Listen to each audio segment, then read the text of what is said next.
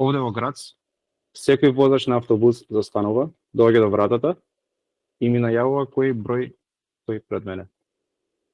Тоа е гест кој што не чини ништо, а значи безбедно за мене. Вака изгледа секојдневието на Блажа Зафиров, студент на Техничкиот универзитет во Грац, кој таму живее и воедно работи веќе 2 години, како системски администратор на Институтот за психологија во Грац. Во училиштето за слепи Димитар Влахов во Скопје ја совладал основата за користење на белиот стап, која што се покажала како клучна за се она што го направил понатаму. Но во Австрија на факултетот добил дополнителен курс за ориентација и мобилност. Но парадоксно е тоа што денес многу пати се чувствувам далеку посигурен кога се движам низ Грац отколку во Скопје. Причината за ова не е моето знание или обуката, туку инфраструктурата. Она што го научив овде е дека не се работи само за поставување на патеки, туку за паметно планирање на инфраструктурата. Звучни семафори на сите големи раскрсници, тактилно обележени пешешки премини и стратешко обележување на клучни места. Ова вклучува влезови на институции, банка, пошта, продавници и можеби најважно од се автобуски и трамвајски станици. Можеби Скопје не може да стане Виена само за 2 години, но има работи кои што не зависат од пари, туку од волја. Дополнителен проблем според Зафиров е што во Македонија белиот стап не е достапен. Не може да се купи во соодветни димензии со добар квалитет.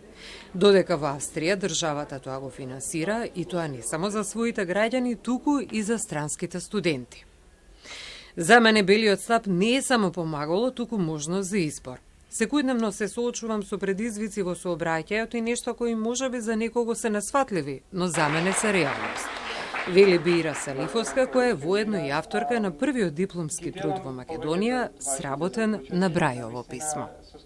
За тие што гледаат е ништо, ама за некој човек што не ги знае вештините на белиот стап, би било огромен проблем. Ова го кажувам од мое лично искуство, затоа што многу пати се случува континерот да е поместен, да има возило пред континерот и ви едноставно си го барате, си кружите наоколу, додека не го најдете континерот.